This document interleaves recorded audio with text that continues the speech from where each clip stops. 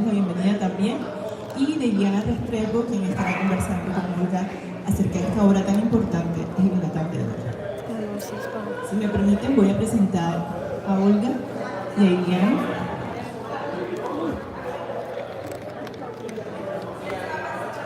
Olga González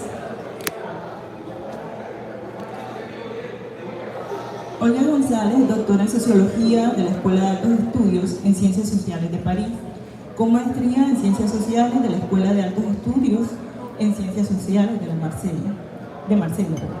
Tiene estudios de maestría en Historia de la Universidad Nacional de Colombia y es politóloga de la Universidad de los Andes. Es investigadora asociada de la Universidad de París y colaboradora regular en la prensa colombiana y francesa. Actualmente es columnista de La Silla Vacía. Es autora de numerosos artículos publicados en libros, en revistas universitarias y de divulgación, tanto colombianos como internacionales. El espectro de sus intereses temáticos es amplio. Ha trabajado sobre la violencia homicida en América Latina, sobre temas relacionados con el género, mujeres, artistas, el rebusque de los migrantes latinoamericanos en Francia y sobre coyuntura social y política en Colombia. Entre tanto,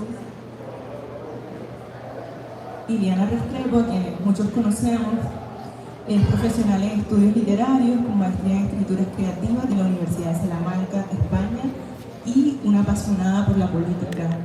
Iliana, te agradecemos mucho tu presencia también.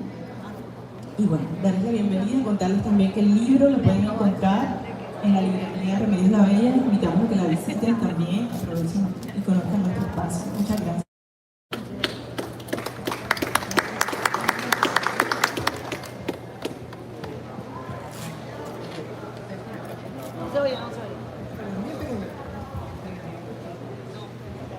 Aló, bueno, muy buenas tardes a todas, a todos, amigos, no amigos, pero futuros amigos, para encontrarnos alrededor de un libro.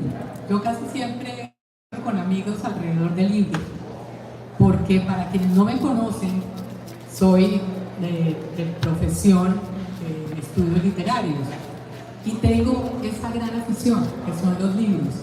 Y me apasiona la política. El gran escritor Milan Kundera decía que la literatura es el arte de la vida.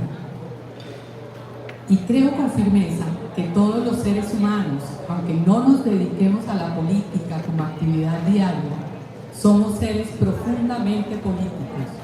Y de esos claroscuros, de quienes sí se dedican a ella, se ha ocupado desde siempre la literatura. Una muestra de ello es este gran libro que presentamos hoy, que a pesar de ser una rigurosa investigación académica, tiene tantos matices y atributos que casi se puede leer como una novela histórica. Su autora, Olga Lucía, logra con su prosa ágil y sencilla, pero honda en investigación, contarnos de una manera amena detalles que sorprenden de una historia prácticamente desconocida. Ahora les iba a presentar a Olga Lucía, pero ya se las presentaron, entonces me puedo saltar esa parte. Bienvenida Olga Lucía a Cartagena. Bueno, y qué delicia después de leer el libro tenerte aquí al lado y verte ya en carne y hueso.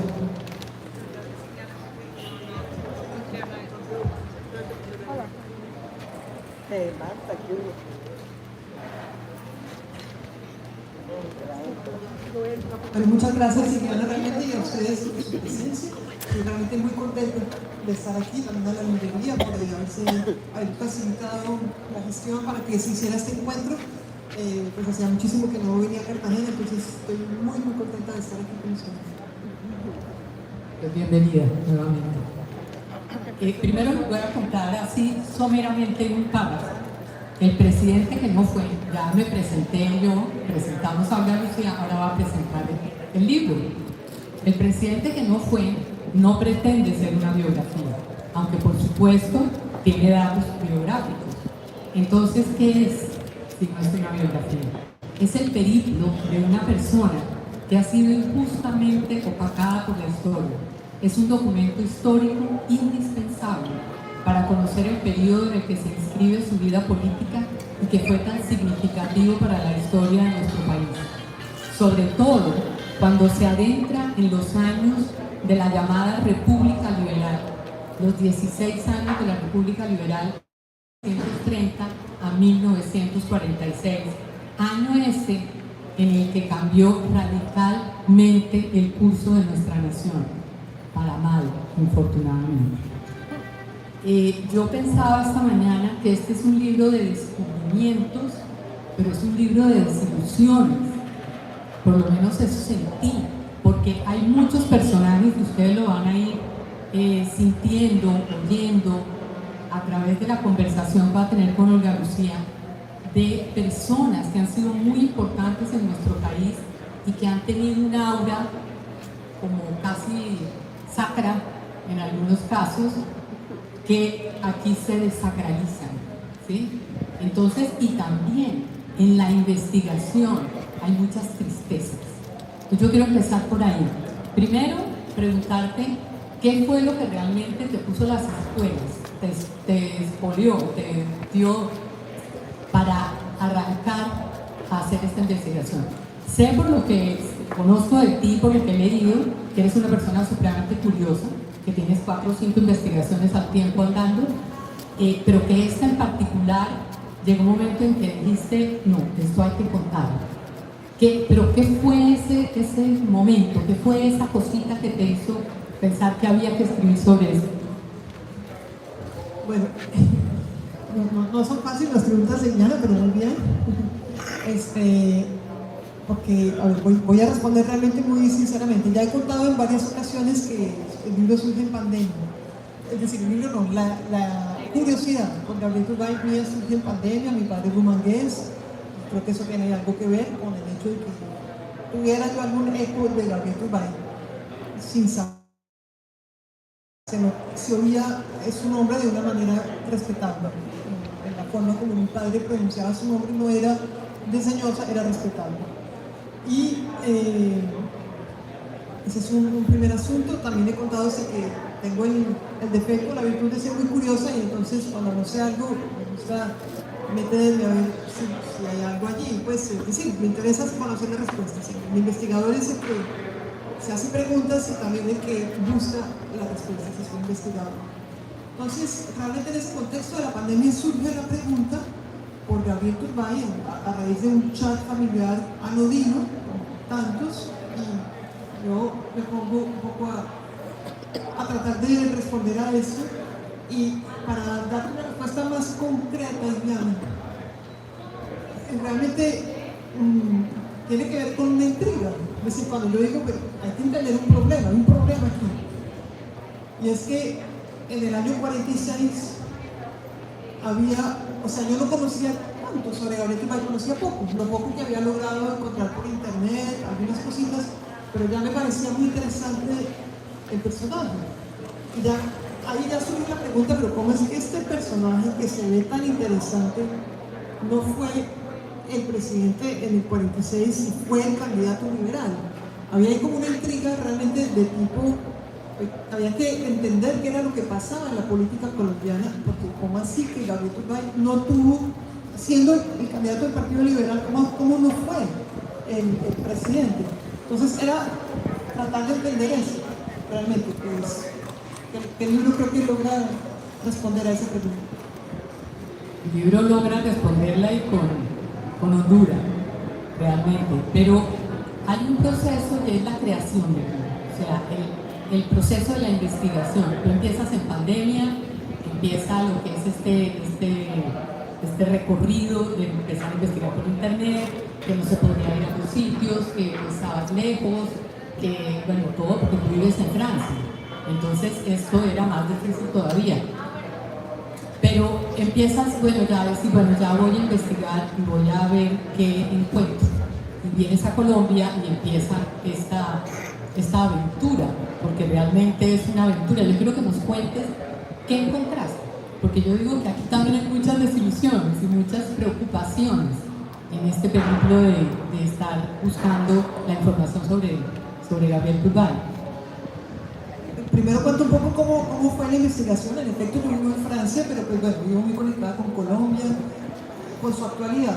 Ahora, para hacer un trabajo de tipo histórico, sí, evidentemente, pues hay que ir a otras fuentes, ¿no? Necesito prensa, necesito documentos, libros, y igual en Francia conseguí cosas. Yo conseguí muchas cosas en la Biblioteca Nacional de Francia, que es una poderosa biblioteca, donde entre otras cosas conseguí cosas que no. Por ejemplo, en esos años 30, 40, los ministros hacían un informe, pues todavía deben hacerlo, deben rendir un informe ante el Congreso cada 20 de junio.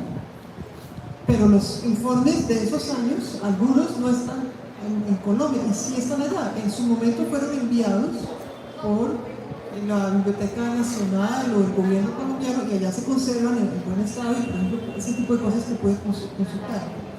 Cuando yo vengo aquí, porque pues vengo, es mi tierra, y bueno, me encierro mucho en la Biblioteca Nacional, porque ahí hay un buen fondo, sobre todo de prensa, que me interesaba mirar, libros. La Biblioteca Nacional es la que tiene el depósito legal en Colombia. Normalmente todos los libros que se han publicado deben estar allá, y básicamente toda la prensa. No es verdad, hay cosas que faltan, pero hay muchas cosas allá. Entonces investigo y voy acumulando realmente cada vez más conocimiento e información sobre este periodo. El libro va del año 30 al año 46. Bueno, eso como para dar un poco el aire de dos lugares en los que estuve trabajando mucho: Biblioteca Nacional y Biblioteca Nacional de Francia y Biblioteca Nacional de Colombia. Con sus diferencias también. Digamos que en la Biblioteca Nacional de Colombia, a mediodía, o sea, o a las 3 de la tarde, yo ya muerta de hambre porque estaba ahí. El problema es que es todo un trámite para salir, entonces salir, encontrar restaurante, en general era más complicado almorzar, por ejemplo, en la Biblioteca Nacional de Colombia que en la de Francia, porque allá uno se las puede arreglar con un sancho, una cafetería que hay adentro, pero bueno, esos son detalles más o menos secundarios. Pero tu pregunta, Liliana, es el asunto de la decepción, o de la decepción con ciertos personajes, y creo que hay que decirlo concretamente con quién. De una vez vamos a decirlo. Bueno, en el libro se ve que tanto Gaitán como López Pumarejo, Alberto Lleras Camargo, que son tres hombres muy significativos en la vida política colombiana, pues digamos, se les ven sus defectos políticos, como políticos, defectos grandes, no defectos de personalidad, sino más graves, porque un defecto de personalidad, qué sé yo, ser vanidoso o ser egoísta, no sé, bueno, son defectos relativamente secundarios, pero defectos políticos o errores, no, más graves, realmente estrategias políticas nocivas, eso no lo sabíamos tanto, y es verdad. Mi libro muestra estrategias políticas nocivas de Gaitán, bueno, de Laureano también, pero yo creo que nadie va a estar decepcionado de Laureano Gómez. O sea, todos sabemos, no sé si lo sabemos o no, pero pues Laureano Gómez se sabe más que es un monstruo, como cariñosamente se le decía. Entonces, pero de Gaitán, que es un mito, y de López Pumarejo, que es el autor, en todo caso, de la Revolución en Marcha, no podíamos imaginar esto. Ahora, la intención de mi libro no es salir desilusionado ni de la política, es más bien salir alerta. ¿De quién? De los políticos. Ser más alerta y tratar de ser más investigador realmente, o tratar de conocer mejor nuestra historia. Es decir, no crear mitos, no crear pues, que son los mesías de Colombia. No existen los mesías para Colombia, ningún hombre es providencial. Entonces, la intención del libro es tal vez más bien ejercer más la crítica y dejar esa admiración ingenua en el fondo. En el fondo es muy ingenuo pretender pues y estudiarlos más y ver quiénes son los que han hecho mejor las cosas y quiénes son los que igual pues hay que criticar porque han tenido políticas erradas que le han costado caro al país.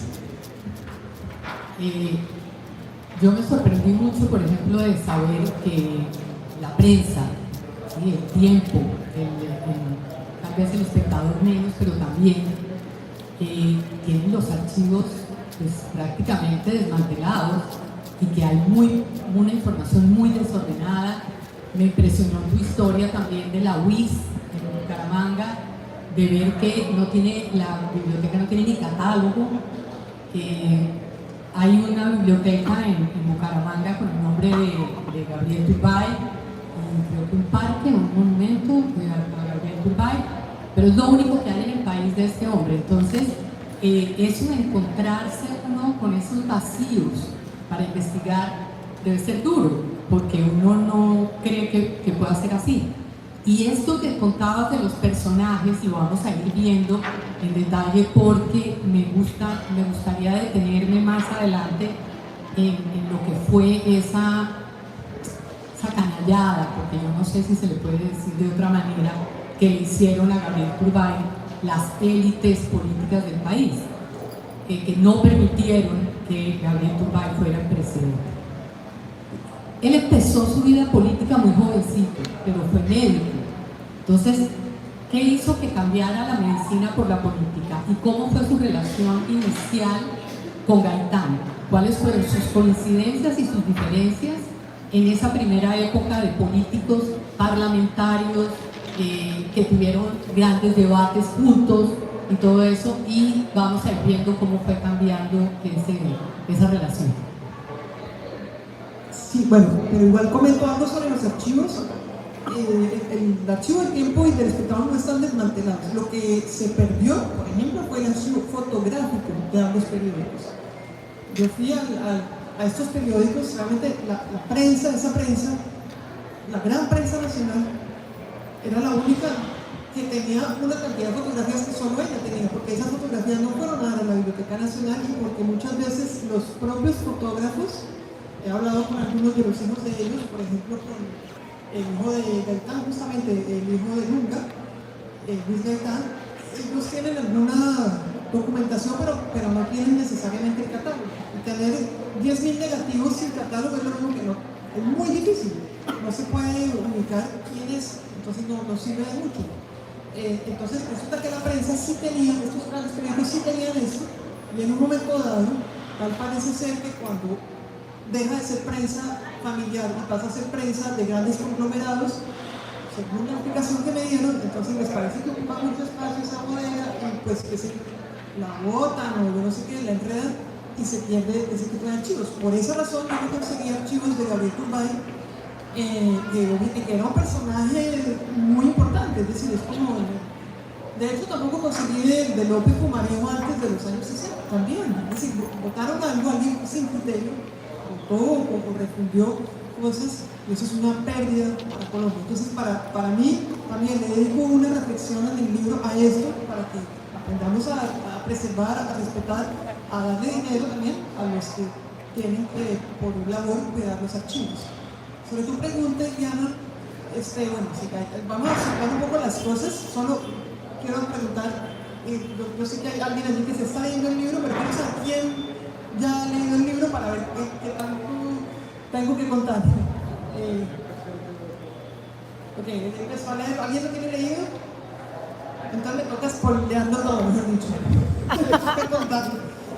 Entonces, no, pues es para ubicarnos, porque si no sabemos, voy hablando de cosas creyendo que ya lo han leído. Entonces, vamos a ubicarnos en el tiempo. Gabriel Turbay nace en 1901, Gaitán nace en 1898. Entonces, en efecto, tienen 3 años de diferencia, vienen con el siglo los dos, y su trayectoria de vida y política va a correr paralela. En el libro, de cierta forma, hay un contrapunteo entre los dos personajes, que son ambos del Partido Liberal, se identifican con la izquierda del Partido Liberal. A veces uno va a tener relaciones conflictivas, un matrimonio muy conflictivo el de Gaitán con el Partido Liberal, se la pasaba peleando con el Partido Liberal, mientras que Turbay, un hombre realmente dentro del Partido Liberal, hizo carrera, pese a que en efecto empezó siendo un hombre más a la izquierda. Él participa en 1924 en la proclamación de un congreso, el primero que se dice comunista en Colombia.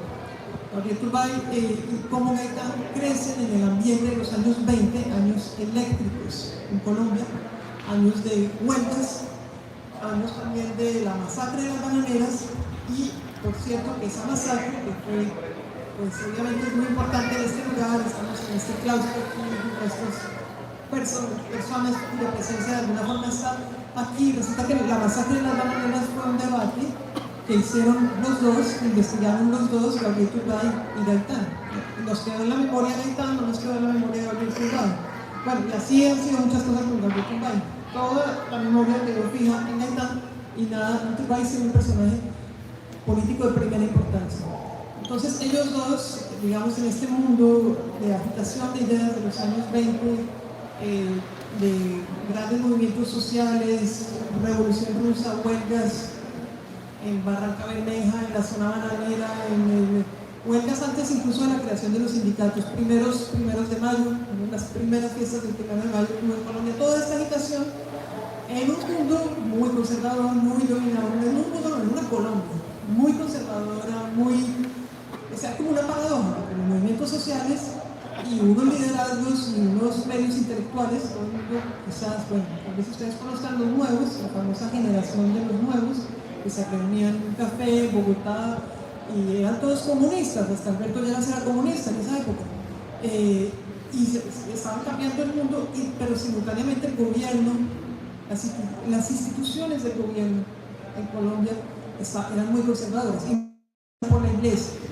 Entonces es en ese contexto en el que crecen ellos y otros y van a irrumpir en el Parlamento los dos. Después del debate de las bananeras, Gaitán se vuelve una gran figura y Turbay, por su lado, llega a ser una gran figura en el Parlamento. Él es elegido, deja el Partido Comunista, en efecto fue médico, estudió medicina,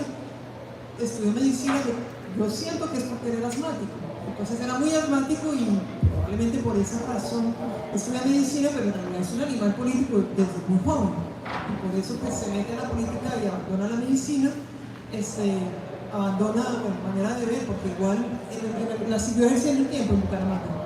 En todo caso, es elegido en el Parlamento, Gabriel Turbay, y allí se va a volver un personaje de envergadura nacional, porque es uno de los que da los debates más duros al gobierno de Miguel Abadía Méndez.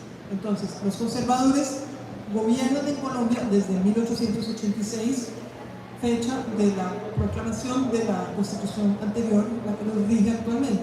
Entre 1886 y 1930 tenemos los gobiernos de la hegemonía, se le llama hegemonía conservadora. Y Turbay y Gaitán, ambos en esos años, finales de los años 20, van a asestarle unos golpes muy duros a ese gobierno, a esa hegemonía, en los debates que se hacían en el Congreso. Y allí fueron aliados, claro que fueron aliados. Entonces eran dos personas que iban creciendo juntas, digamos, que iban haciendo una carrera política juntas. Y llega un momento en que yo creo que le coge ventaja. Le coge ventaja porque cambian la manera de hacer política el uno y el otro. Y tienen dos formas y dos maneras de comunicarse con la gente, con el pueblo, como decía Gaitán, pues yo soy, ¿no?, a la carga y todo esto. Y entonces el rumbo de ellos se separa un poco, aunque siguen siendo miembros del Partido Liberal. Y son grandes parlamentarios, pero cuando uno lee en el libro de Olga los debates o los logros más bien que tuvo Gabriel Turbay en el Parlamento, realmente uno siente lo que dice Olga Lucía en una frase aquí, era un extraordinario parlamentario. Era una persona que daba unos debates necesarios, una persona que se fue, pues, a mí me gusta mucho cuando tú hablas de la epopeya de la cédula, porque la cédula de ciudadanía, ahora nos cuentas un poco de la lucha contra el concordato, para acabar el concordato, el registro civil, el divorcio y todo lo que tiene que ver con nosotras las mujeres también. Entonces creo que es importante que nos cuentes esas ejecutorias de Turbay, que son muy importantes y que no las dio Gaitán, las dio Turbay. Bueno, entonces llega, digamos, en el libro está narrada la campaña de 1930, es decir, cómo a raíz también de estos debates surge cuaja mejor, digamos, la idea de presentar un candidato liberal a las elecciones de 1930. El Partido Liberal estaba tan amodorrado que ni siquiera presentaba candidato.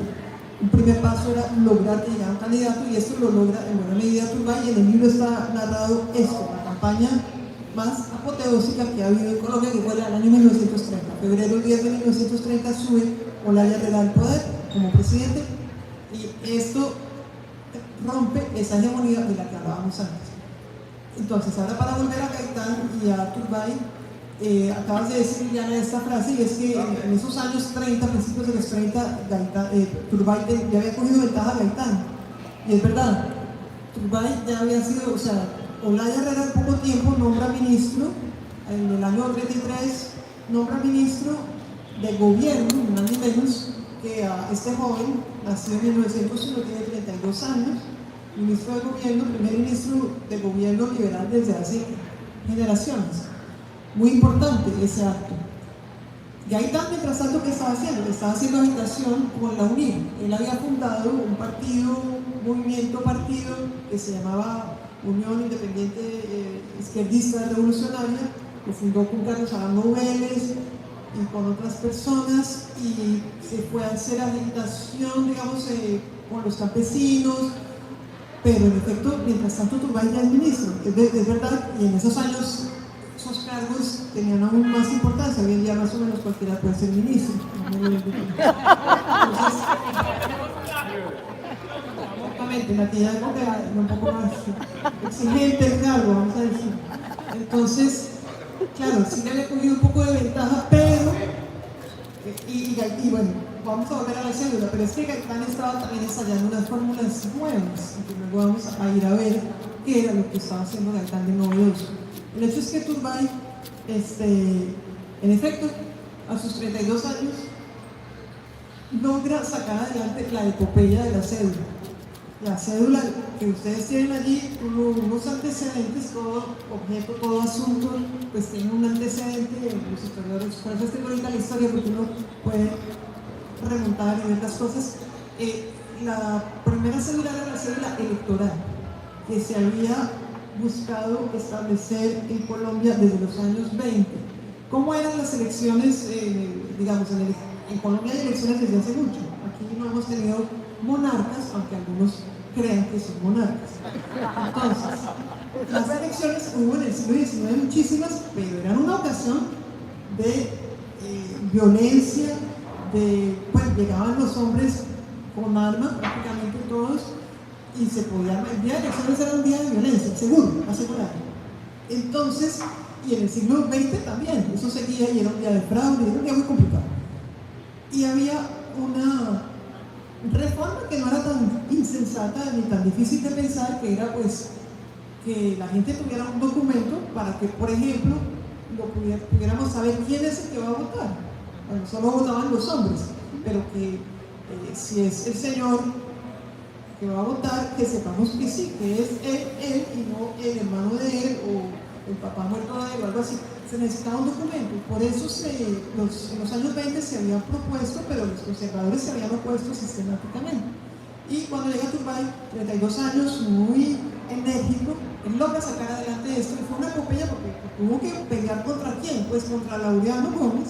Todo ese periodo hay que pelear contra Laureano Gómez. Durante todo ese periodo ustedes van a ver a alguien que trata de no solamente meter violencia en la política colombiana, sino además de sabotear las cosas buenas que se están haciendo, y ese señor se llama Laureano Gómez. Y muchos lo escuchan, ahí sí, lo copian, hacen la misma cosa que él, pero él es el principal, digamos, dirigente del partido.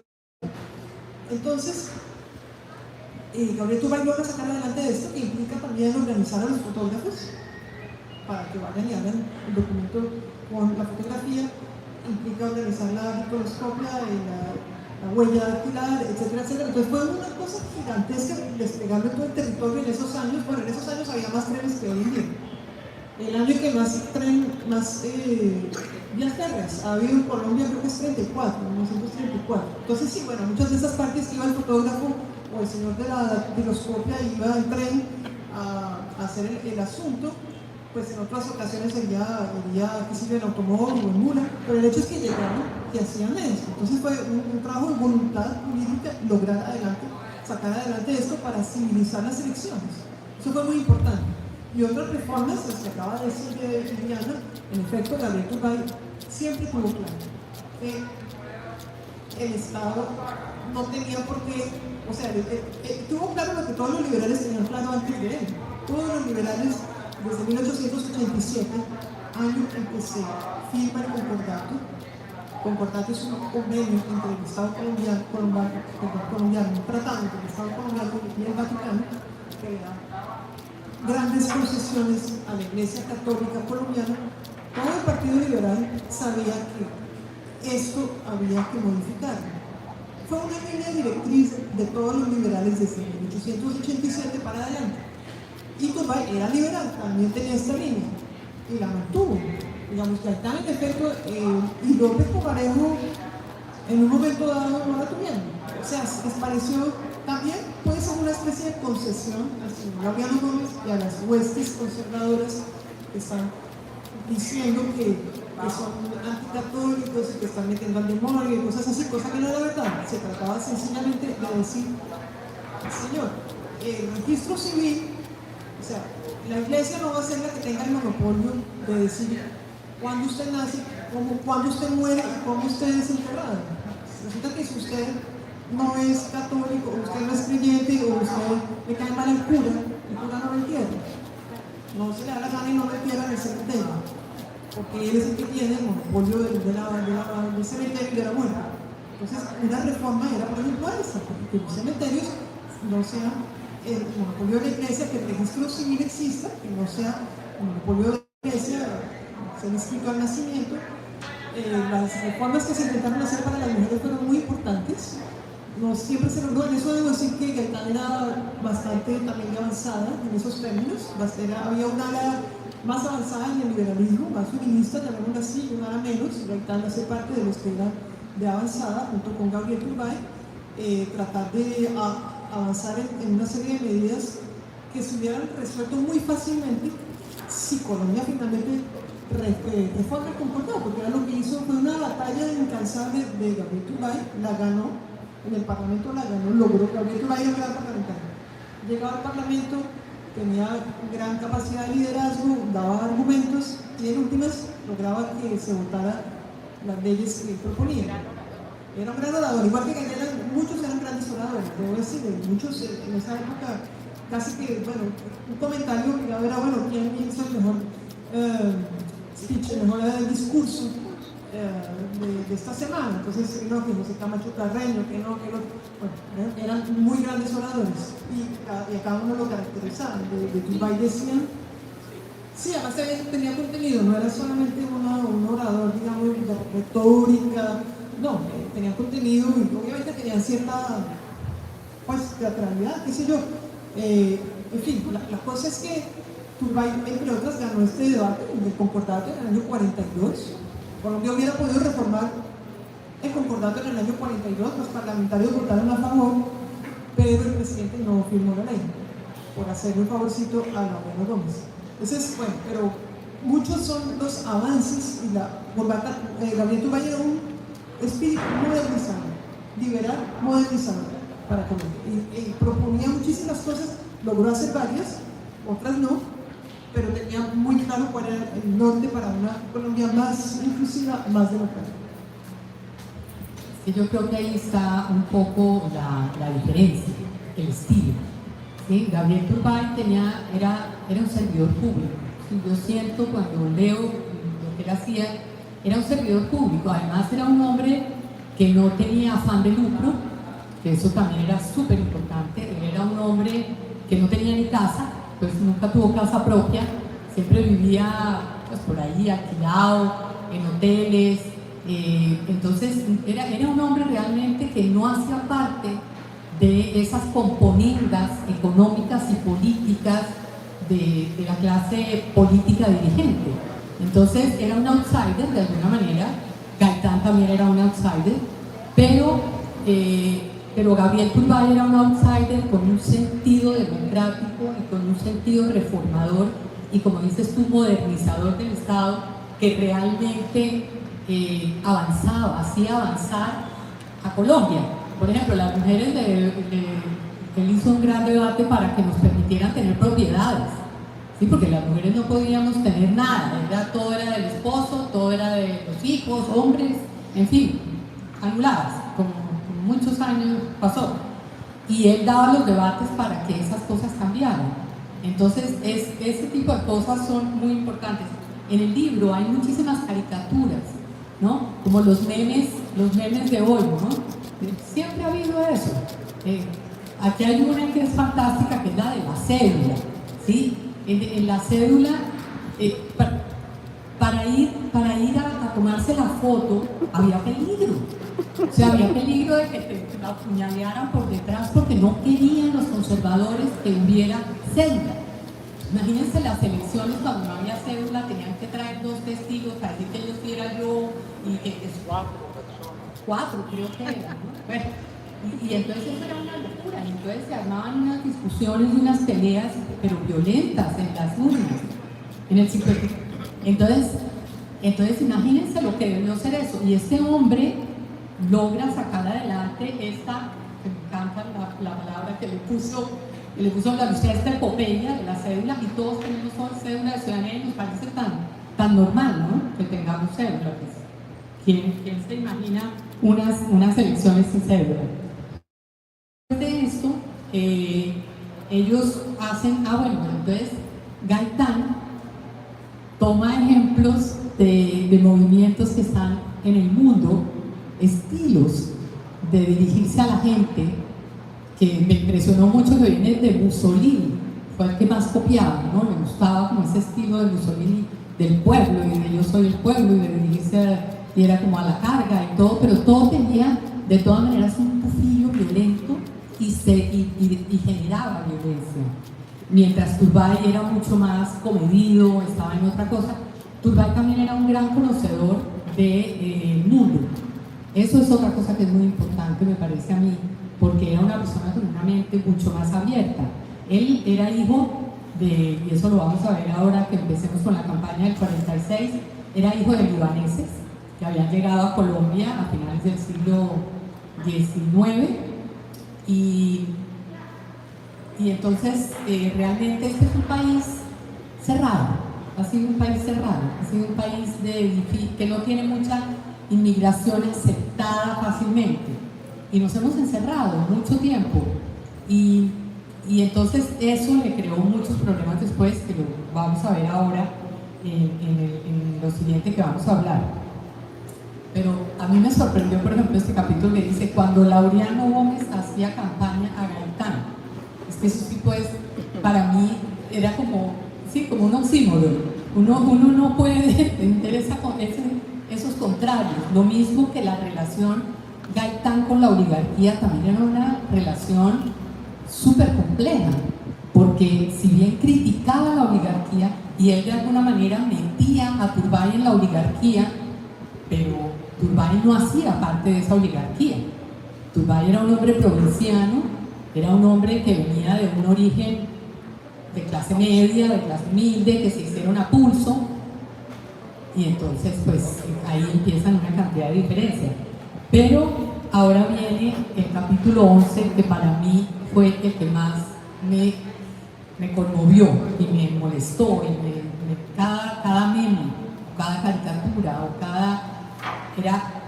le tocó pagar caro que sus padres hubieran nacido en el Líbano, y eso es una cosa inconcebible, pues, a la luz de hoy y para mí a la luz de siempre. Y Olga Lucía hace una cosa muy interesante en ese capítulo al inicio, y es hacer una diferenciación, una definición de lo que es racismo y de lo que es xenofobia y de sus diferencias. Y por supuesto yo no pude dejar de pensar, yo no sé si lo has leído, el libro Origen de Isabel Wilker, bueno, ahora busco el apellido, y una película que está hecha con ese mismo título, Origen, de de Ava DuVernay, que vino al Hay Festival el año pasado, que es sobre las castas, que ella desdeña un poco el tema de la raza, el tema del racismo, y se centra en el tema de las castas. El tema de las castas, dice ella, está por encima, es el origen de todo esto. Y cuando yo leía este capítulo, Olga Lucía, tú me corregirás, yo veía una casta política, ¿sí? Una casta política enquistada con unas costumbres y con una sensación de superioridad que se expresaba en todas esas canalladas que le hicieron, que fueron no solamente de palabras, sino de actos violentos incitados desde las altas esferas del liberalismo. Entonces empecemos por ahí, él queda elegido, él es elegido mayoritariamente por el liberalismo como el candidato de 1946, para las elecciones de 1946. Él, incluso, esto me impresionó también, él había cedido su turno, por decirlo de alguna manera, a favor de otros liberales antes. Le habían pedido que fuera candidato en otras ocasiones y él había dicho no es mi momento, no es mi turno, que vaya el doctor Eduardo Santos, que vaya el doctor López Pumarejo. Y ya, pero en este momento él ya sí sentía que era su momento, lo eligieron por amplia mayoría y ahí es donde viene el problema. Que no debería ser un problema sino una fortaleza, pero ahí arranca el problema. Entonces, explícanos ahí qué empezó a pasar, y ahí sí te dejo a ti, porque tú lo explicas muy bien, lo de esa campaña xenófoba y racista que le hicieron a Duda.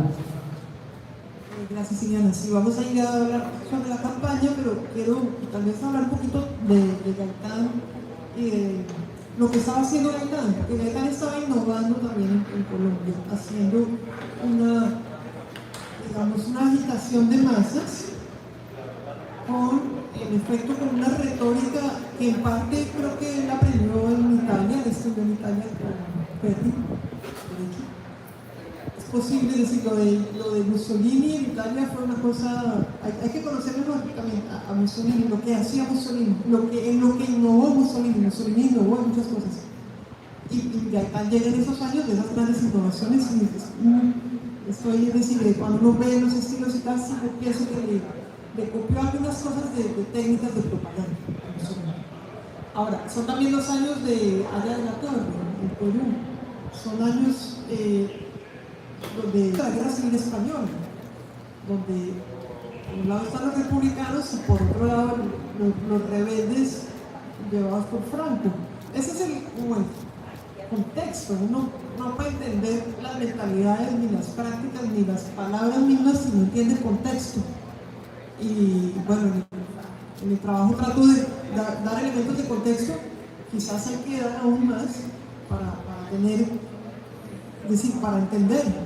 la forma como ellos se van posicionando. Pero en efecto, lo cierto es que pues Gaitán hace agitación de masas, pero la hace yendo hacia asuntos, bueno, el Alacarga surge un poco después, el Alacarga es un grito más de los monarquistas franceses, si quieres, una historia que luego usa Silvio Villegas, que son los leopardos, es decir, el ala más a la derecha del Partido Conservador ya son prácticamente fascistas, Silvio Villegas. Pero Gaitán retoma algunos de esos eslogans de ellos, o de Laureano Gómez. A Gaitán creo que hay que examinarlo mucho más en sus proclamas, en su pensamiento, en su filosofía política. Igual, claro, no dejar de entender pues, que es un personaje simbólico muy importante para Colombia, expresa algo el símbolo Gaitán, pero como personaje histórico, pues sí, hay que quizás complejizarlo más. Sobre la campaña, entonces, bueno, nos saltamos ahí un paso grande de la célula y de estas luchas de Turbay como un político, en efecto, muy íntegro, muy luchador. Tampoco es que fuera un hombre, digamos, era muy incisivo, y le temían también, en los debates de Turbay le temían, pero en efecto no se iba a apelar a la violencia. Él siempre fue un hombre de argumentos y de contrastar las ideas, y él decía, sí, eso es lo que le gustaba a él, quizás eso fue lo que lo perdió en última, se van a ver por qué. Porque, claro, porque, ¿qué pasa? Que en Colombia, en los años 40, bueno, no vamos a ir al contexto de López Pumarejo, el segundo gobierno de López Pumarejo, muy desprestigiado, con escándalos y todo esto, pero lo cierto es que este Gaitán ya lleva un tiempo haciendo esta agitación de masas en muchas partes, empezando por la costa. En la costa también, fue un fortín. Gaitán tuvo 2 fortines, en Bogotá y la costa atlántica, Barranquilla particularmente. Mientras que Turbay estaba mejor en la zona andina, en el sur del país, obviamente en los Santanderes, Antioquia también. Bueno, lo cierto es que la campaña, hay que entender algo, que en todos estos periodos globalmente, entre el 30 y el 46, los conservadores, siguiendo la dictadura de Laureano Civil dentro de su propio partido, no postulaban candidato. Laureano Gómez había decidido abstenerse en las elecciones, se abstuvieron para el Congreso y se abstuvieron en varias ocasiones para presidente, lo cual, ¿qué quería decir? Que el candidato que fuera elegido por el Partido Liberal para ser el candidato de ese partido, pues iba a ser el presidente. Básicamente así fue con López, así fue con Santos en el 42 y en el 38, y ahora en el año 45, julio del año 45, hay una convención en el Teatro Colón a la que asisten más de 1.000 personas, votan más de 200 delegados liberales de toda Colombia y van a votar por quién, por Gabriel Turbay. Van a elegir a Gabriel Turbay, va a ser el candidato liberal. Luego ya estaba seguro de ser presidente, porque así había sido antes y porque así es la regla del pueblo. Por eso el presidente que no fue, porque realmente era el que ya era seguro que iba a ser. Pero ¿qué fue lo que pasó? Entonces ahí empieza el problema de la campaña del 46, que fue muy sucia, fue cochina. Hubo 2 sectores políticos que se dedicaron a atacar a Gabriel Turbay por razón de su origen migrante libanés. Sus padres eran migrantes libaneses, se dedicaron a atacarlo con virulencia. Son ellos el sector conservador en alianza con Gaitán. Y de hecho, cuando uno examina la prensa, toda la prensa conservadora del siglo para abajo, uno se da cuenta de que el candidato de Laureano para esas elecciones solo había 2 contrincantes. Las elecciones son en mayo, 5 de mayo del 46, en julio del 45 Turbay es elegido como candidato liberal, en septiembre del 45 Gaitán, en un acto en la Plaza de Toros de Santa María, se proclama también candidato, disidente, y la campaña va a ser entre ellos 2. Entonces, ¿por quién va a votar Laureano? ¿A quién van a apoyar los conservadores? Pues, en efecto, el capítulo 11 muestra una multitud de evidencias, y eso lo puede corroborar cualquiera que siga estudiando el periodo, que Laureano apoyaba a Gaitán.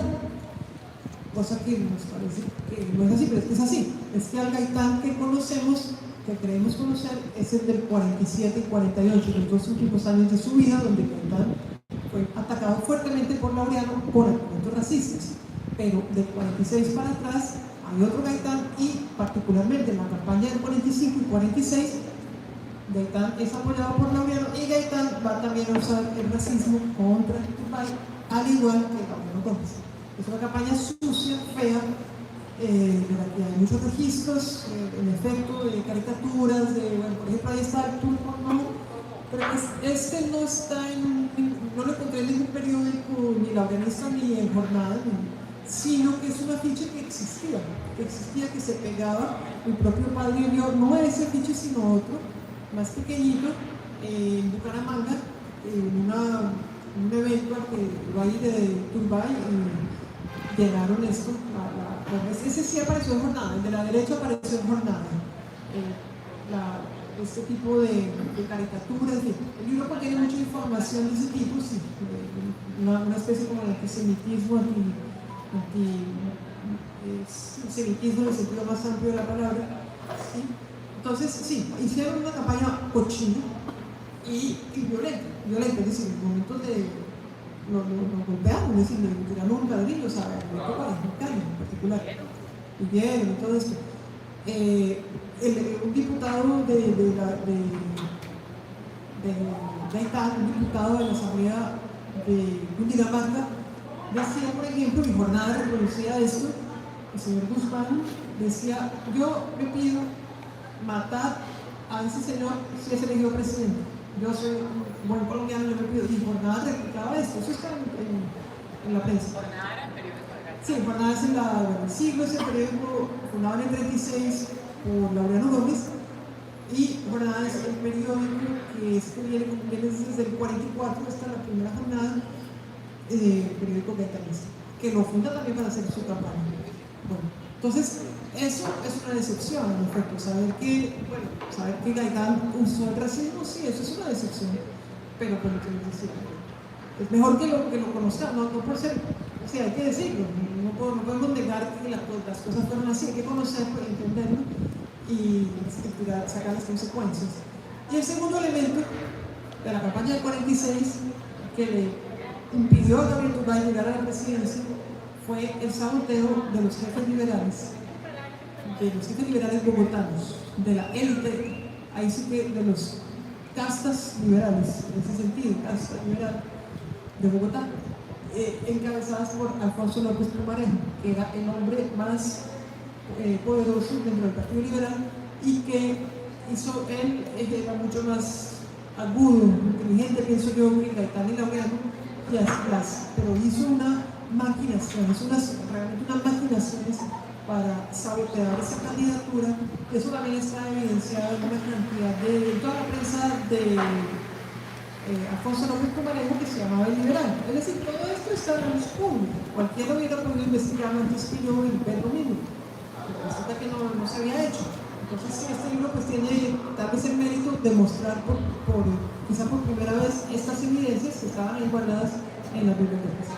En últimas, Turbay pierde las elecciones con un candidato que sale un mes y 10 días antes del 5 de mayo del 46, aparece el señor Mariano Ospina Pérez, él sigue una recarga, nieto del presidente, Mariano Ospina Rodríguez, sobrino de Pedro Mariano Ospina, un hombre muy rico, muy poderoso, millonario, Medellín.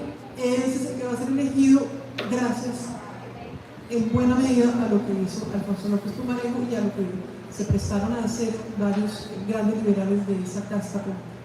Es que lo que más sorprende es que personas educadas, personas cultas, personas, yo diría que uno ve, pues lo hemos visto en el país muchísimo, acciones racistas contra Francia Márquez, contra muchas personas hoy en día, pero uno no ve esas acciones, digamos, en gente con tan alto nivel educativo, con tan alto nivel cultural, digamos, haciendo esa campaña abiertamente racista.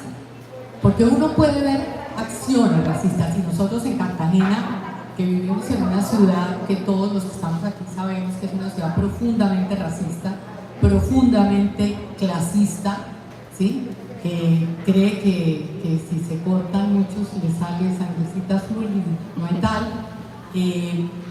Sabemos lo que es eso.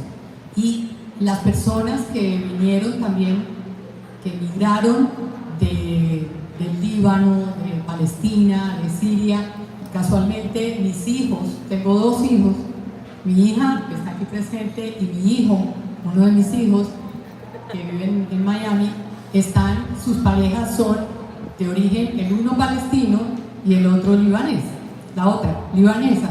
Entonces digo yo, pues Dios mío, sí, que era una cosa que le decían que si no tenía a su madre enterrada en Colombia, no era colombiano. A mí me recordó lo que hizo Trump con Obama.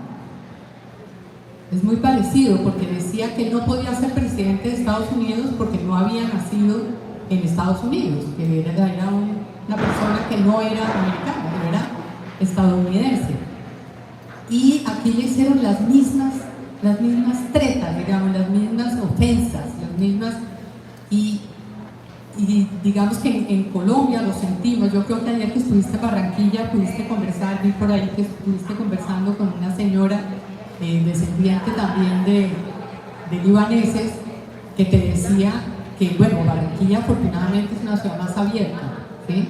Y abrió más los brazos a la inmigración, pero Cartagena no. Y Cartagena durante muchos años también los turcos, entre comillas, eran mal vistos y se les echaba bola negra en Cartagena y todas estas cosas. Entonces, digamos que eso no es tan lejano, ¿sí? No es tan lejano. Pero a mí me sorprendió de gente como Alfonso López y como, por ejemplo, una persona, ahora no me acuerdo si fue Alfonso López o fue Eduardo Santos, que decía: no voy a votar ni por Gaitán López, tu marido. No, había 3 candidatos. No voy a votar ni por Gaitán ni por Turbay, pero me opongo a la abstención. O sea, blanco es, gallina lo pone, Mariano se llama. Exactamente. Entonces, todo fue muy raro y todo se confabuló para que Gabriel Turbay no fuera el presidente de Colombia.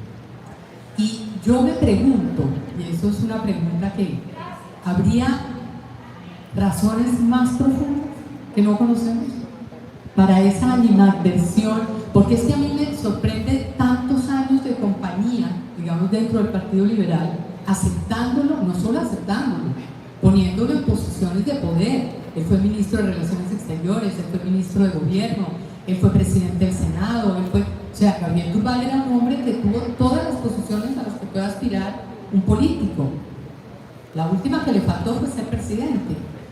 Pero ¿habría algo más de fondo que no conocemos que habría que investigar? Solo quiero, antes de responder a la pregunta, como siempre quiero comentar algo que dijiste. No, yo no creo que el racismo, que el ser una persona con educación oculta o haber leído muchos libros preserve el racismo. Desgraciadamente no es así. Uno mira, por ejemplo, un señor como Laureano Gómez era un señor bastante erudito, citaba muchas cosas, conocía muchas cosas, y era racista, antisemita, violento, entonces eso lo preserva. Uno ve grandes dirigentes nazis, unos tipos súper estudiados, eran totalmente antisemitas, racistas, asesinos, entonces eso lo preserva. Yo creo que hay una cosa que es la educación, llamémosla, digamos, sí, mudesca, y hay una cosa que es el sentido común y casi que la educación política, la educación humana, sí, algo así, sí, exacto. Entonces, no hay que suponer que la gente, por ser mejor educada, va a tener mejor moral, digamos así. Creo que eso es un poco un error. Ahora, otra cosa que también quiero precisar es que en la prensa, la revisión de prensa que yo hice, la campaña racista no fue de los liberales. Por eso dije, López Pumarejo es un hombre mucho más sutil, y la maquinación que él monta contra Turbay no es de carácter racista. Eso no es lo que se ve en la prensa, por lo menos. El racismo se ve abiertamente en el siglo, en toda la prensa conservadora, en jornada y en medios que no conocemos porque no ha quedado nada, como la radio, pues hay algún eco por ahí, pero ahí hubo con seguridad mucho racismo, hay alusiones. Pero López Pumarejo hacía otro tipo de cosas. Realmente quería proponerle, o sea, realmente era un hombre muy poderoso, hagan de cuenta el hombre más poderoso del país en ese contexto electoral, y López Pumarejo cada semana se le ocurría un nuevo candidato, entonces todo el país se ponía a hablar de lo que la última ocurrencia del señor López. Una de las ocurrencias, por ejemplo, era: señores del Partido Conservador, escojan ustedes al candidato del Partido Liberal, escojan ustedes. Obviamente el país decía, pero ¿cómo se le ocurre? Si aquí tenemos ya la convención, tenemos al señor elegido. Pero esto muestra que en realidad, y si respondo a tu pregunta, López sí estaba casado con ese sector. Él quería, y de hecho lo dice, yo pongo la cita del año 58 en la que él dice, reconoce su error político. Un error político, no recuerdo en qué página está, pero él dice que cometió un error en el año 46 al apoyar a un sector que él creía que iba a ser benéfico para Colombia y que no lo fue todo lo contrario. Pues claro que fue todo lo contrario, y Gabriel Turbay se lo dijo muchas veces. Gabriel Turbay era un hombre muy claro políticamente, tenía un norte, sabía qué era lo que había que defender, tenía principios. Y sabía perfectamente, porque era agudo y tenía olfato también, que sí venían, y por eso el mensaje también del liberalismo y otros mensajes que él lanza y dice: si se deja perder esto que hemos hecho en estos 16 años, obra de modernización liberal, si se deja que lleguen los conservadores, el problema no es Mariano Ospina, que es un señor muy decente, muy guapo, todo lo que guapo lo dice mi abuela, no lo dice Gabriel Turbay, pensaba que era más o menos guapo.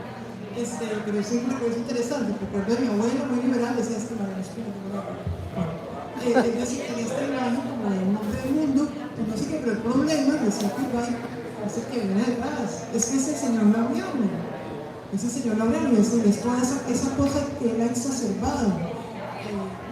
Entonces, él lo veía muy claramente y sabía que si Colombia volvía a caer en esas manos, pues se iba a desatar una violencia. No era difícil de saber que eso iba a pasar y eso fue lo que pasó. Por eso es tan grave la pérdida de las elecciones del 46. No es solo que este señor tan bueno, tan capaz, es también que se perdió una oportunidad histórica para Colombia. El año 46 fue determinante para Colombia y se perdió esto, un proyecto que iba por un sendero que luego ¿cuánto tiempo nos demoramos después de reformar el concordato, por ejemplo, para que los mismos católicos pudieran divorciarse? El concordato terminó perjudicando hasta los católicos. Como en el 75 se reformó el concordato, como 30 años. Luego la Constitución del 91, muchas guerras, muchas muertes, 175.000 muertos entre el 46 y el 57. Entonces es decir, eso fue lo que se perdió. Y que López que tenía no es que tuviera, probablemente también le tenía una rabia porque le renunció siendo ministro. Turbay renunció siendo canciller, sí, le renunció porque Turbay no podía con eso, con esa corrupción del hijo del presidente. El hijo del presidente, hoy como ayer, no debía usar. Entonces, le renuncia y López, pues, bueno, se enfurece y no sé qué. Pero López es un político pasado por 5 aguas, entonces él sabe perfectamente qué es lo que se está jugando, más allá de su inquina personal. Obviamente que en las altas esferas, hoy en día también, fulanito y fulanito ya sabemos que se odian, bueno, no voy a dar nombres, pero todos sabemos que entre ellos hay detestaciones, envidias, rabietas, pero más que bien la sobreposición, es decir, saben que está el proyecto político por encima. Y eso fue lo que por López traicionó el proyecto político. ¿Por qué? Porque Turbay era mucho más independiente y porque no iba a hacer esas concesiones que le estaban haciendo.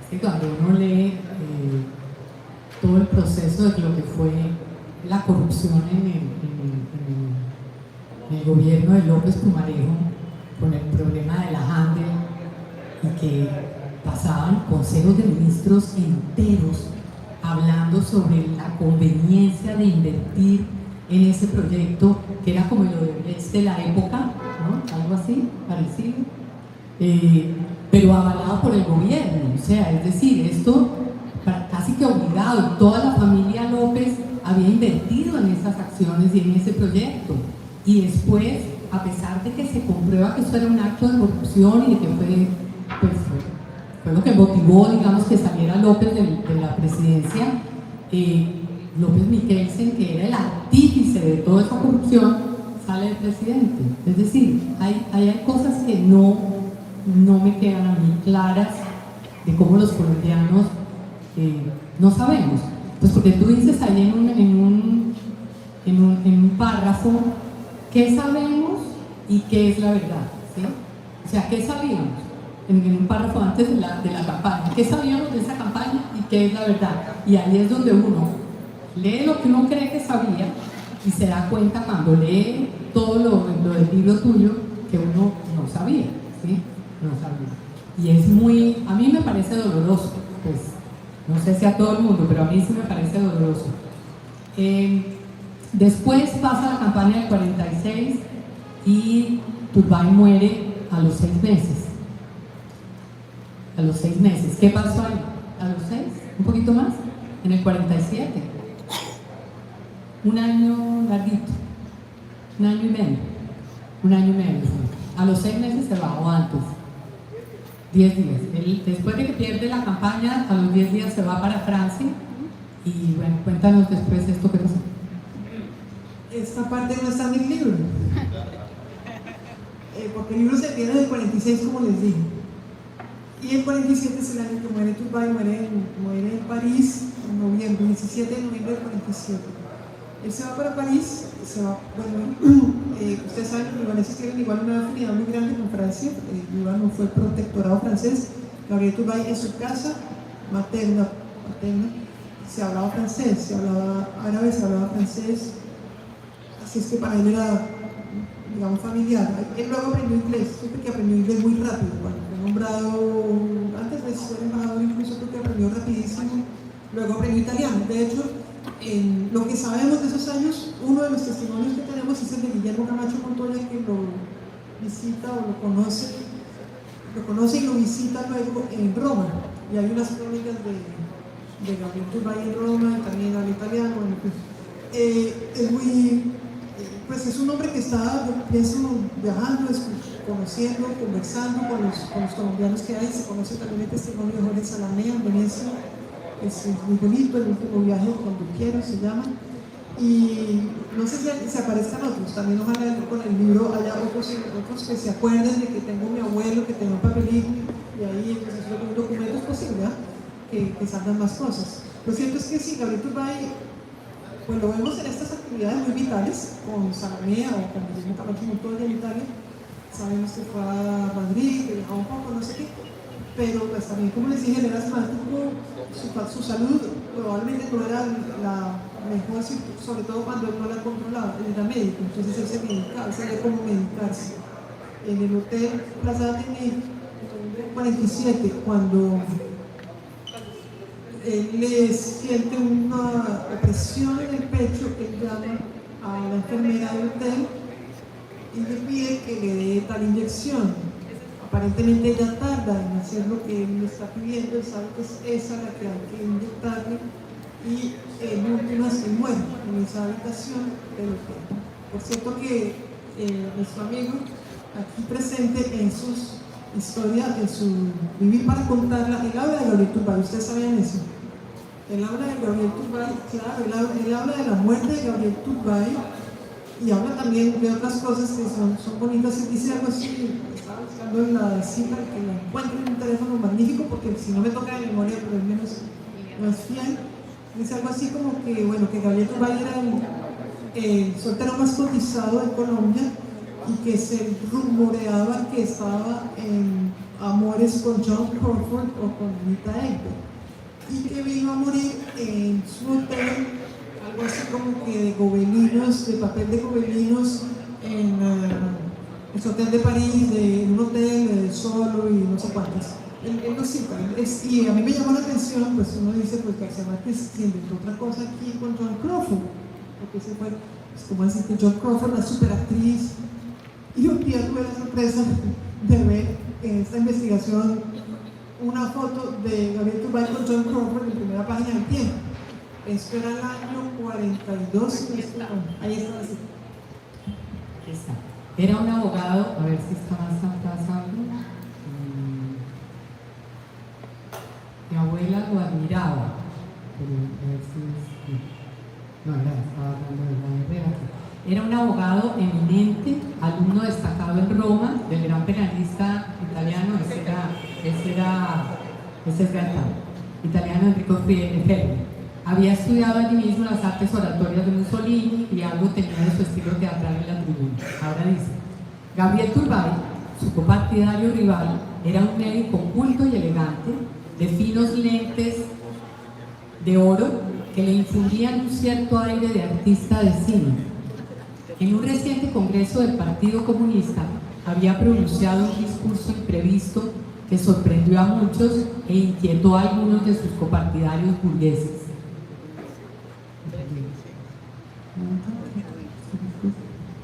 Pero él no creía contrariar de palabra no creía contrariar de palabra ni de obra su formación liberal ni su vocación de aristócrata. Su familiaridad con la diplomacia rusa le venía desde 1936, cuando estableció en Roma las relaciones con la Unión Soviética en su condición de embajador de Colombia. 7 años después las formalizó en Washington en su condición de ministro de Colombia en los Estados Unidos. Sus buenos tratos con la embajada soviética en Bogotá eran muy cordiales y tenía en el Partido Comunista Colombiano algunos dirigentes amigos que hubieran podido acordar una alianza electoral con los liberales, de la cual se habló a menudo por aquellos días, pero nunca se concretó. También por esa época, siendo embajador en Washington, corrió en Colombia el rumor insistente de que era el novio secreto de una estrella grande de Hollywood, tal vez Joan Crawford o Paulette Goddard, pero tampoco renunció nunca a su carrera de soltero insobornable entre los belgas. Pero ahora que dice ahí es interesante porque él nunca se casó. No sabemos, pues esto no es una biografía, entonces no vamos a indagar por ahí, pero yo sé que no se casó. Y no tuvo hijos, y eso también era algo que le tachaban, ¿no? Era algo que le estaban tachando, que no iba a dejar descendencia en Colombia, que era pues una apátrida porque hacía ese tipo de cosas, y es otra faceta de él. Y yo sé que tú te entrevistaste con algunos familiares, con su hermana, con su sobrina. Cuéntame esa parte. Sí, pero realmente quiero subrayar aquí en este lugar, pues, lo que se acaba de leer. Porque es que ustedes abran cualquier libro, manual de historia de Colombia y miren qué dice sobre Gabriel Turbay. Dice mentiras, mejor dicho. Mientras que Gabriel García Márquez, en unas memorias, está todo lo que dice ahí es real. Yo no usé este párrafo de García Márquez en mi libro, yo hice una investigación independientemente, mucho después vine a oír esto y ahora que lo vuelvo yo y digo, está todo ahí, es verdad, es comunista, pero ningún manual de historia dice eso. Dice lo de la relación con la URSS, un manual de historia dice esto, lo pone a igualdad de pie con Gaitán, ninguno lo hace, bueno, y lo de John Crawford, que yo menos lo iba a creer, eso. John Crawford cuando un día, lo que les decía, abro yo el periódico por ahí del año 42, es que yo esa prensa me parece más interesante que la de ahora, la leo con más placer. Y que encuentro ahí una foto, como les decía, de Turbay con John Crawford. Fue muy impactante, probablemente hay otras historias detrás de...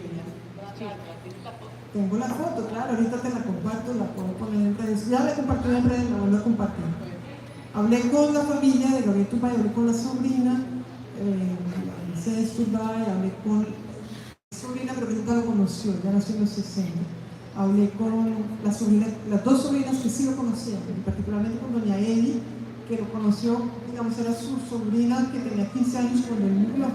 Luego hoy tiene como 90, ya va cerca de los 100, se acerca de los 100. Muy bonita, pues ella se acuerda de muchas cosas, también me dio, por cierto que me dio otros nombres de novias de Gabriel Turbay. Dicen que era muy carismático, muy encantador de serpientes. También, sí, ella dice esto. Por cierto que eso, por ejemplo, Benjamín Ardila, que acaba de morir, también hubo información sobre Gabriel Turbay, porque era muy amigo de Juan José Turbay, de su hermano, y Benjamín Ardila también le quiero rendir un pequeño homenaje porque acaba de morir y él me dio información muy valiosa, muy bonita sobre Gabriel Turbay, sobre ese tipo de asuntos, que no necesariamente están en el libro, pero que son un poquito la picaresca del hombre. Por ejemplo, también yo he ido completando el cuadro de sus novias, que fueron varias, pero bueno, ese es otro capítulo. Ese es ya para la biografía. Ese es para la biografía, pero es interesante porque, bueno, sus descendientes,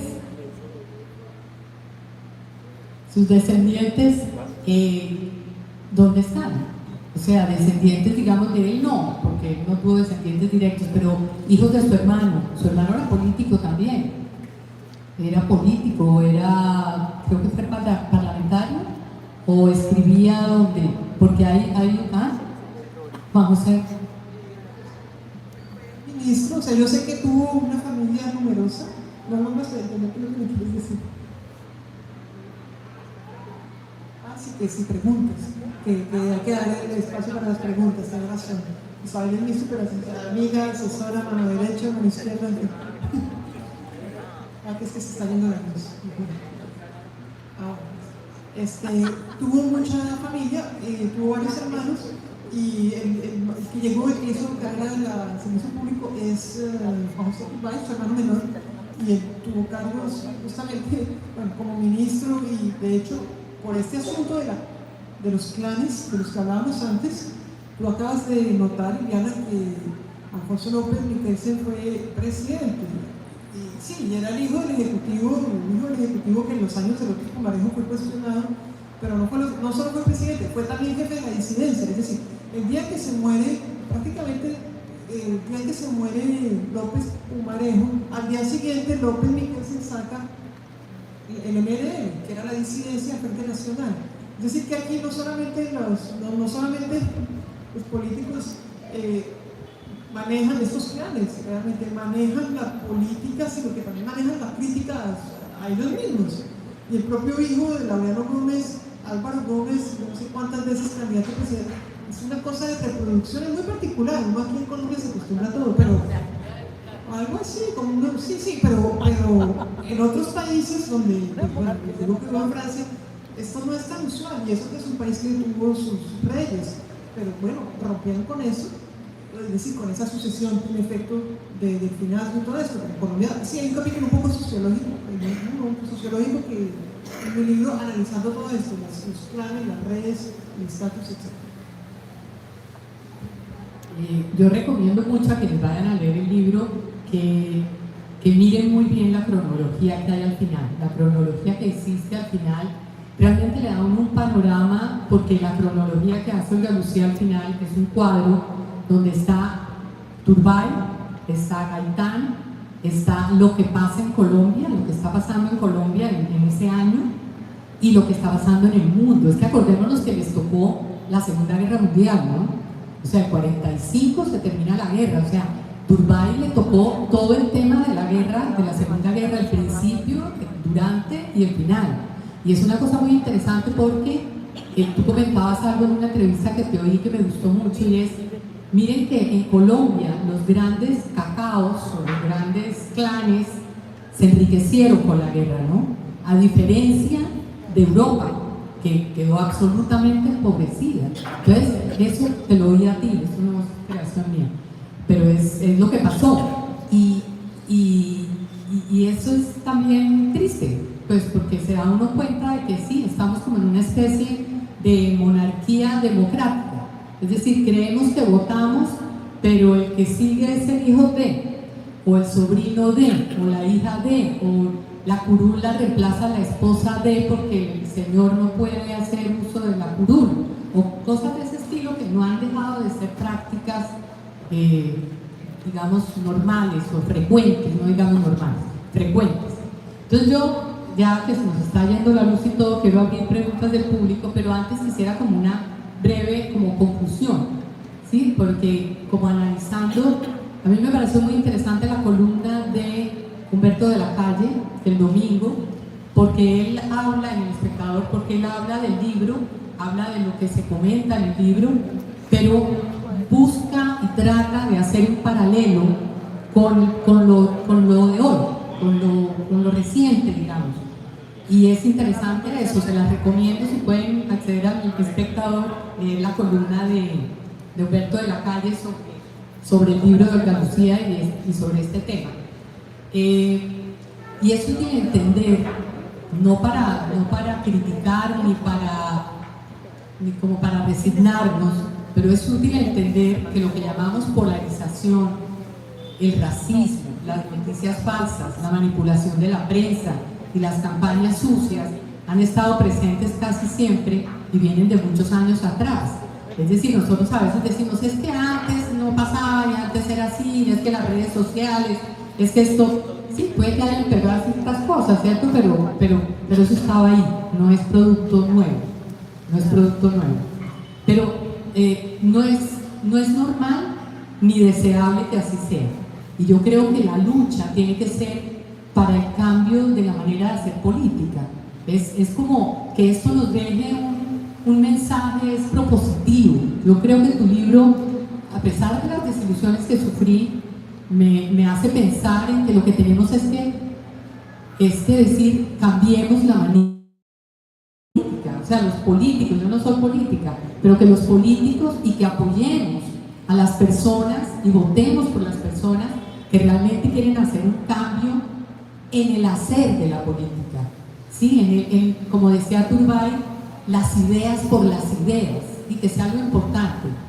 Entonces, el otro día fuimos con mi esposo, con mi hija y con unos amigos a ver la película Noviembre, y pensaba en tu libro, ¿sí? ¿Por qué? Porque es también una recreación de un hecho que nos han contado mal, y de un hecho que nos han contado sesgado, y de un hecho que afortunadamente, recientemente, que se está saliendo a la luz la verdad, pero esa película también nos hizo reflexionar, nos dio duro, a pesar de que vivimos, digamos, en directo lo que pasó, nos hizo reflexionar sobre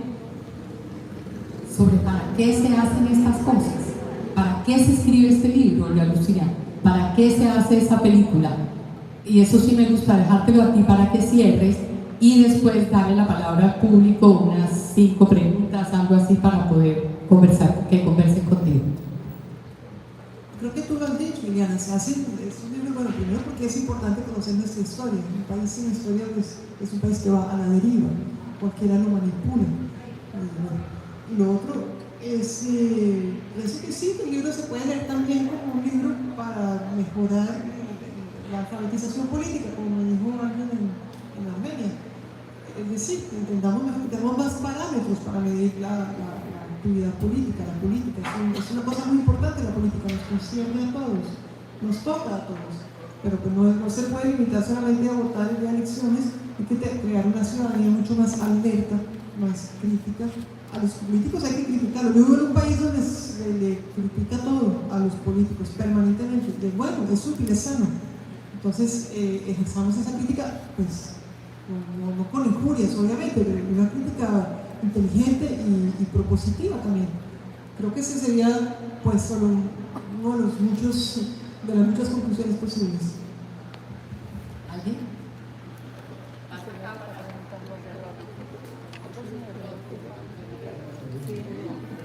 Bueno, muchas gracias. Muchas gracias y felicitaciones por esa crónica, porque es ceñida a la realidad, muy objetiva y una narrativa muy honesta. Yo te quiero colaborar con una anécdota. De uno de los testigos de lo que ocurrió y que confirma. Hace unos años, en una publicación, cuando estaba de moda los videos, no recuerdo qué revista era, pero creo que era una de Cartagena, estaba vinculada a esa publicación, y sobre los personajes históricos en Colombia. Entonces, yo fui a la casa de Adán Arriaga Andrade, que había sido ministro de López en el segundo gobierno, y existía una muy buena comunicación entre colegas. Yo fui abogado y además sobrino político de él. Entonces iba y le preguntaba cosas de esa época. Entonces él me dijo: mira, cuando nos tomamos la estación Quinta de Policía, los de la Dirección Nacional Liberal, después de la muerte de Gaitán, en el momento en que matan a Gaitán, Arriaga se toma la estación Quinta de la Perseverancia con los policías liberales. La idea, me dijo, que habíamos hablado en la dirección, era de aquí tomarnos el poder, tumbar a Ospina. Pero ¿qué pasó? Que Carlos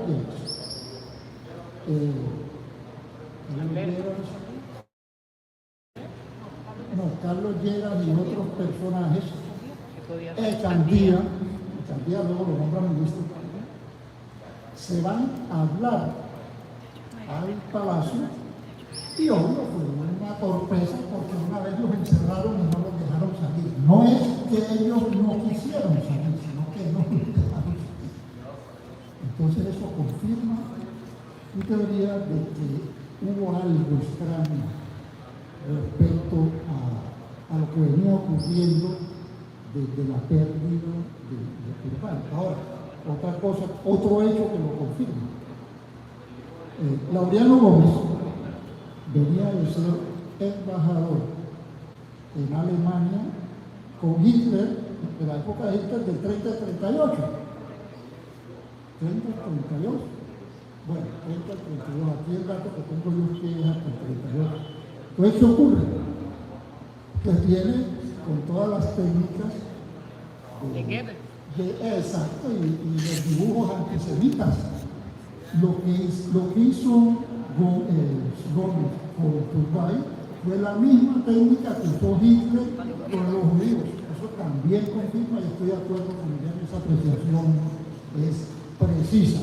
Y también es cierto que Mussolini, porque volviendo al destino, yo estuve siempre con Turbay. Turbay era un hombre honesto. Y estábamos divididos en la dirección, los que estaban con Gaitán y los que estábamos con Turbay. Yo no estuve nunca con Gaitán porque era un demagogo, así me lo dijo. ¿Cómo? Adán Arriaga Andrade, ahí lo puedo repetir, porque varias veces me lo dijo en su casa.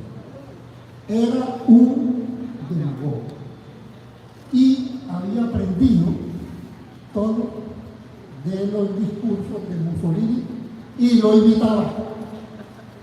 Entonces no podíamos estar con este señor que iba a hacer lo mismo que hizo Mussolini.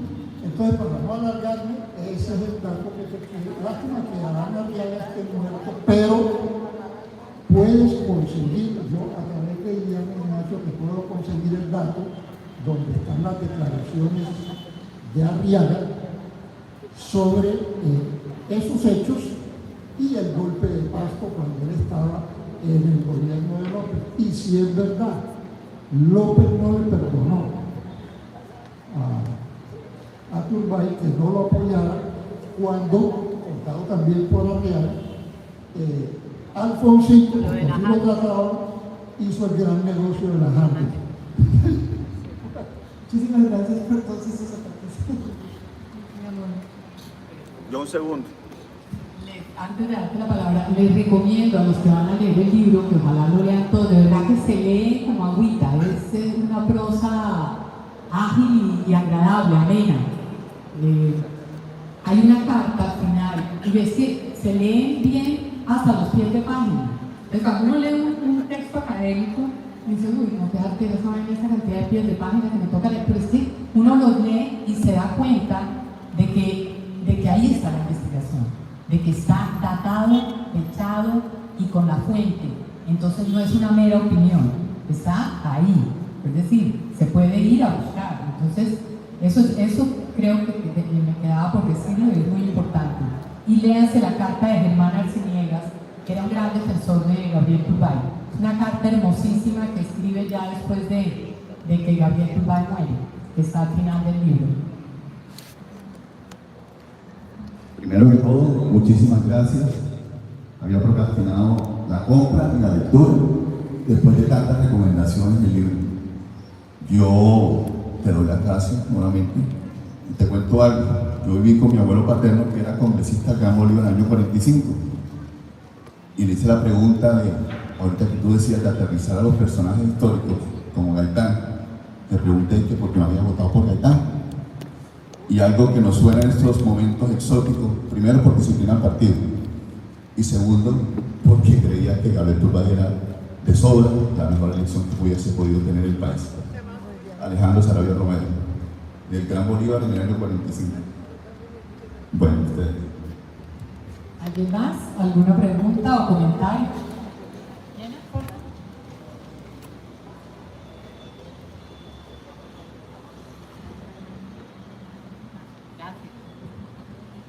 Buenas tardes a todos. En esta ocasión, primero quiero felicitar a la autora. Me encantó mucho lo que llevo leído del libro. La verdad me encuadró mucho en un panorama histórico. Bueno, actualmente estudio historia, también soy abogado. Y bueno, yo estoy planeando una investigación histórica. Entonces yo quería saber un poco si dentro de los dos partidos dominantes, toda vez que existió en Colombia una declaratoria de estado de beligerancia que marcó la Segunda Guerra Mundial, estos dos partidos, tanto conservadores como liberales, sentaron posiciones firmes respecto a la posición que se debía tomar, valga la redundancia, en el marco de la Segunda Guerra Mundial y en el marco de alinearse con las políticas de Estados Unidos, todas estas políticas del buen vecino y la responsabilidad hemisférica, etc.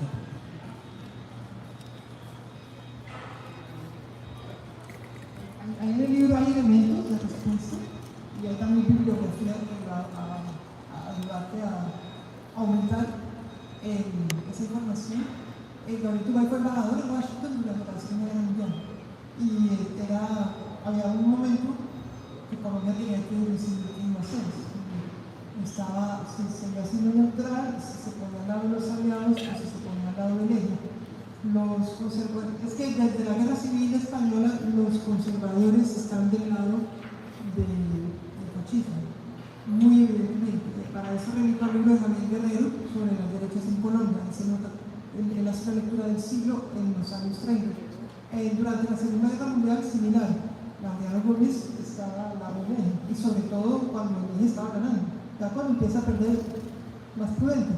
Pero eso estaba también hay una cita de la entrevista que tiene el embajador de Estados Unidos con Laureano Gómez, que está citada en el libro Bush. Es muy esclarecedora. Laureano Gómez estuvo al lado de ella hasta cuando los gringos básicamente le dijeron: si usted sigue así, vamos a cortar el papel. Y él ahí mismo baja el tono. Y luego en el artículo de Guillermo Camacho Montoya está explicado algo sobre eso. Es que Gabriel Turbay intervino también para que no le cortaran el papel a Laureano Gómez. ¿Por qué razón? Y Gabriel Turbay lo dice en esa entrevista, en ese reportaje que hace Guillermo Camacho Montoya. Él dice: yo defiendo el hecho de que haya libertad de expresión y que digan lo que tienen que decir. Entonces también intervino para que no le cortaran el papel a la política con respecto a la Segunda Guerra Mundial fue en gran medida tomada por Turbay como embajador. Como estuve mirando la documentación en el archivo de Eduardo Santos, que está organizado en Naranjo, en el archivo, y es evidente que tuvo un papel muy importante. Ahora, esto no implica que Gabriel Turbay estuviera pensando necesariamente en que había que decir que sí a todo Estados Unidos, sino que en el año 46 ya se avecina la Guerra Fría. La Guerra Fría pues de hecho se instala, y en ese contexto él tiene una idea política internacional con el panamericanismo muy sólida y también con una organización de instituciones internacionales muy plurales y democráticas, en vez de lo que de hecho sobre. Acá, por favor. Bueno, aquí con voz alta. Una pregunta simplemente. El primer vez que se lanzó un extranjero de origen, por decir, turco, hijo de extranjero, fue Gabriel Turbay, nos lo acaban de aclarar, de Bucaramanga, que él nació.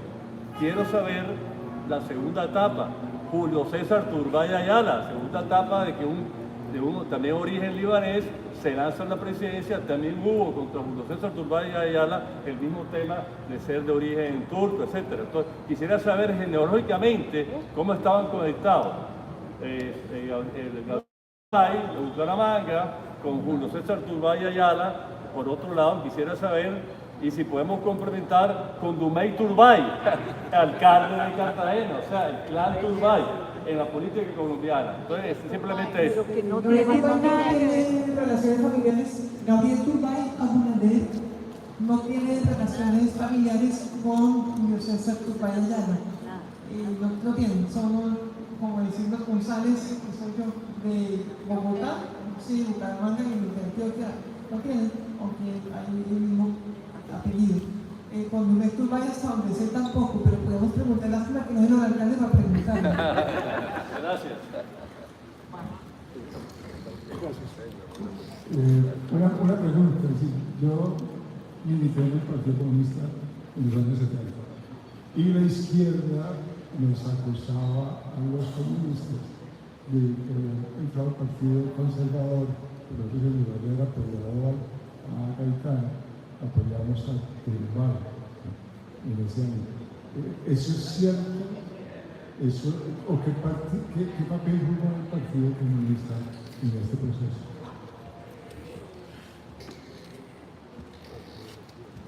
Es una pregunta que no me hace mucho porque ya no hay muchos comunistas, pero es una buena pregunta. No, pues ya no hay, pero fuimos. Exacto, no, pero bueno, no, estamos bien, no, pero el problema es que ya se oscurece y ni siquiera alcanzo a ver, pero lo cierto es que todo eso lo trata en un capítulo. El capítulo es exactamente el número 12. Ahí está, el capítulo, es decir, trato todo eso en un capítulo y obviamente sí, claro, el Partido Comunista apoyó a la lectura y no solo lo apoyó, pongo textos que no se conocen de Augusto Durán, que era en ese momento el director, presidente del partido, no sé cómo se diga, Secretario general. Secretario general.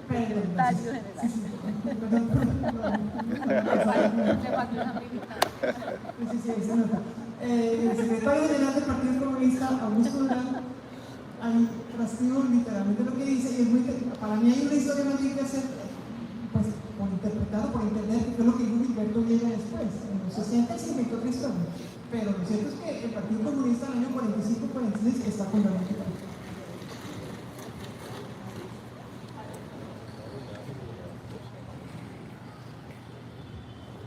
Gracias por la presentación, muy interesante, y voy a comprar el libro para documentarme mejor sobre ese periodo.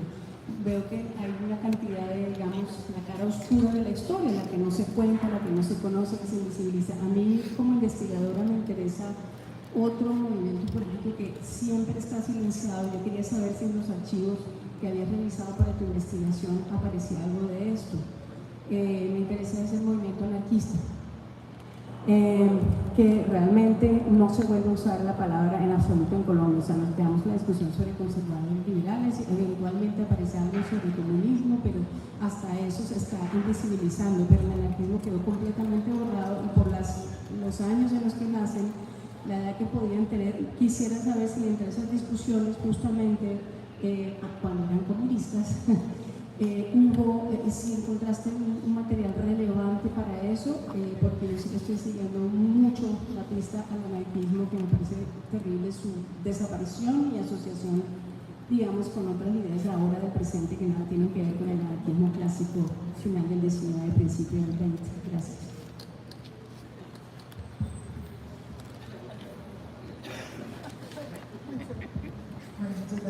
Bueno, no, sí, en el libro no aparece la variable anarquista. Lo que puedo solamente decir, no sé si conoces el libro de Alfredo Gómez Muro, ese es el escrito sobre el anarquismo en Colombia.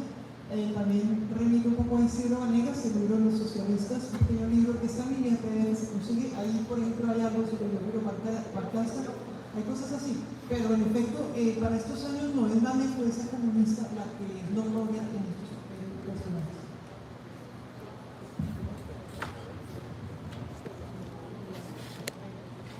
Ponte el micrófono cerca.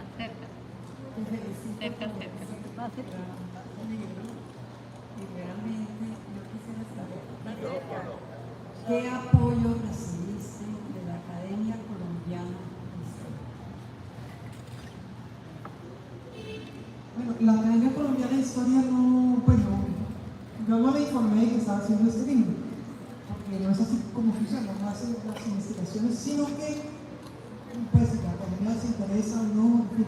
Yo hice un coloquio en Caramana en el año 2022 con ocasión de los 75 años de la muerte de Gabriel Turbay. Cumplía 75 años de muerte, yo ya llevaba, no tenía el libro para nada, pero ya tenía varios segmentos. Yo organicé un coloquio que yo quise que fuera en Bucaramanga, la única ciudad donde se recuerda un poco a Gabriel Turbay, porque hay una plaza de Gabriel Turbay, un parque de Gabriel Turbay, la estatua de Gabriel Turbay y la biblioteca de Gabriel Turbay, biblioteca que fue a la que le fue dado ese nombre no en los años 40, sino en los 70. Es decir, que aún en los 70 había unas personas que recordaban a Gabriel Turbay y le pusieron ese nombre a ese edificio nuevo que se hizo. Mientras que el parque sí es como de los y las estatuas son de fines de los 40, principios de fines de los 40. Entonces, la Academia de Historia, cuando yo busco apoyos para hacer ese coloquio, me contacto con Armando Martín Cardita, que es pues gran historiador santanderiano de la Academia de allá, que hoy en día es el presidente de la Academia de Historia de Colombia, y él y Clarita Blanco de Galvis, que es también de esta academia, fueron apoyos muy importantes para que se pudiera hacer este coloquio. Y pues también les agradezco a ellos en los agradecimientos, porque realmente fueron muy generosos y muy amables.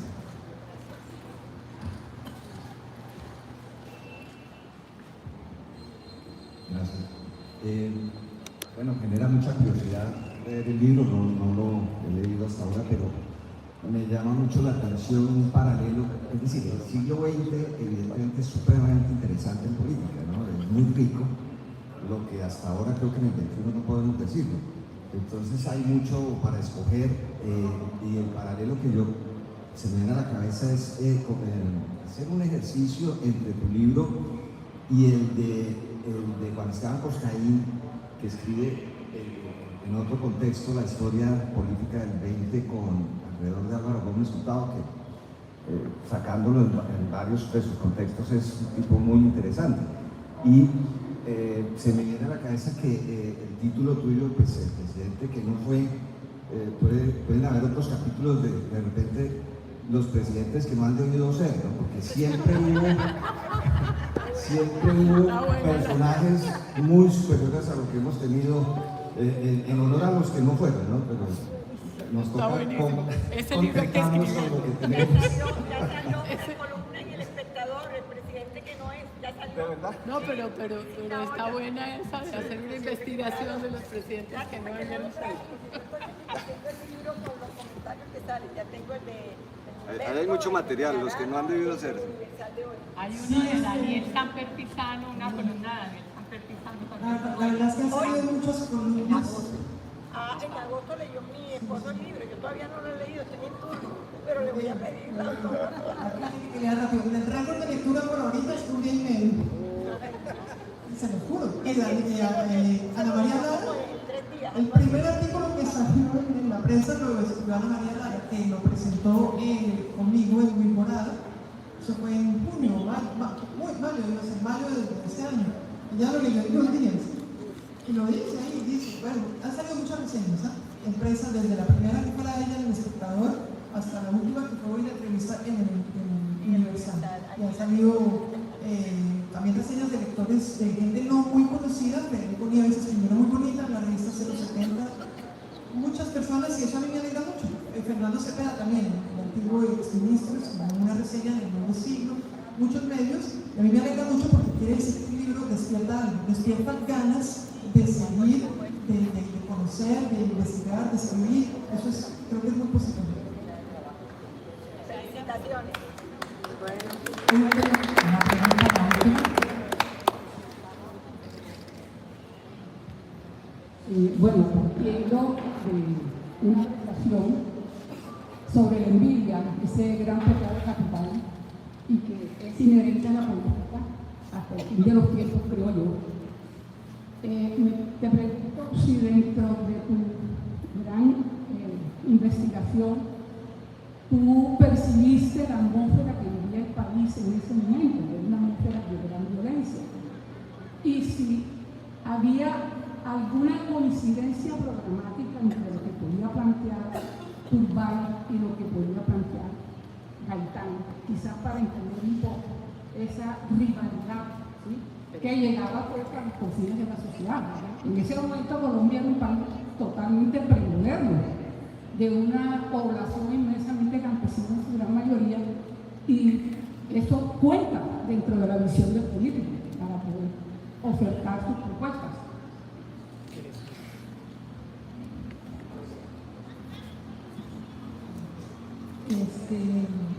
Era un país en transformación, era un país que estaba pasando precisamente de una premodernidad a una modernidad, un intento de modernidad, modernización.